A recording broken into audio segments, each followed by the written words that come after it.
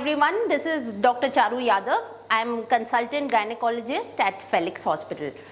Today I am going to talk to you about oral contraceptive pills. Oral contraceptive pills एक तरीके की contraception का तरीका है. कॉन्ट्रासेप्शन के परमानेंट या टेम्पररी तरीके होते हैं, जिनमें से एक है ओरल कॉन्ट्रासेप्टिव पिल. ये एक कॉम्बिनेशन पिल है जिसमें दोनों तरीके के हार्मोन्स ईस्ट्रोजन और प्रोजेस्टेरॉन का एक कॉम्बिनेशन होता है और वो कॉन्ट्रासेप्शन प्रोवाइड करता है. सबसे पहला सवाल, कॉन्ट्रासेप्शन ये करता कैसे है? कॉन्ट्रासेप्शन ये ओव्यूलेशन की प्रिवेंशन करके करता है. दूसरा, ये सर्विक्स की म्यूकस को ऑल्टर कर देता है और स्पर्म को ऊपर ट्रैवल करने से रोक देता है.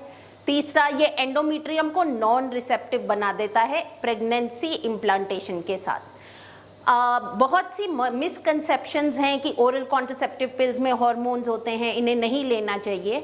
ये एक मिथ है जिसे हमें ब्रेक करना चाहिए, क्योंकि ओरल कॉन्ट्रासेप्टिव पिल्स सिर्फ कॉन्ट्रासेप्शन ही नहीं प्रोवाइड करती हैं, वो अलग बहुत से अदर फायदे भी देती हैं हमारी बॉडी को. सबसे पहला, वो हमारी मेंस्ट्रुअल साइकिल को रेगुलर करने में हेल्प करती है. जिन लोगों को ज़्यादा ब्लीडिंग होती है पीरियड्स में, जैसे कि वो लोग जो फाइब्रॉइड्स जिनको हैं, उनकी फाइब्रॉइड्स में ब्लीडिंग रिड्यूस करने के लिए या किसी और रीज़न से जब हैवी ब्लीडिंग हो रही होती है, उनकी ब्लीडिंग रिड्यूस करने के लिए भी दी जा सकती है.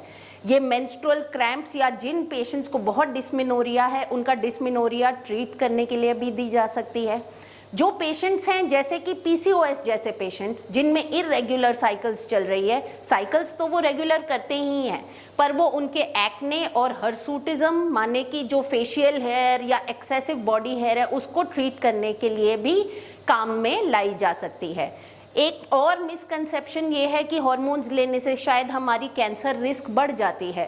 तो मैं आपको बताना चाहूँगी कि ओरल कॉन्ट्रासेप्टिव पिल्स लेने से कुछ तरीके के ओवेरियन कैंसर्स और यूट्राइन कैंसर्स कम बनते हैं, ज़्यादा नहीं. तो अब आ जाते हैं, हमने प्रोज की बात कर ली है, let's talk about the cons, या किन पेशेंट्स में हम ओरल कॉन्ट्रासेप्टिव्स नहीं दे सकते हैं.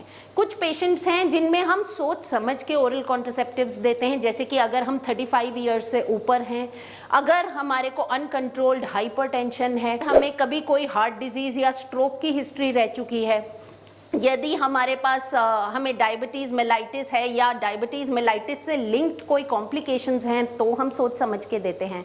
यदि हमें ब्लड क्लॉट्स फॉर्मेशन की टेंडेंसी है, जैसे कि वो लोग जिनको डीप वेनस थ्रोम्बोसिस या डीवीटी हो चुका है, तो हम ओसीपीज ध्यान से देते हैं. अगर हमने अभी ही डिलीवर किया है और रिसेंटली हमारा बच्चा हुआ है, तो भी हम ओसीपीज सोच समझ के देते हैं. स्मोकर्स को हम ओसीपी एट ऑल एजेस सोच समझ के देते हैं.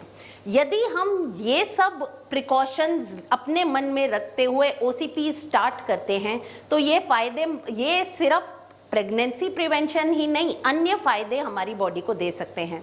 So please see your gynaecologist and get your OCPs prescribed. Thanks.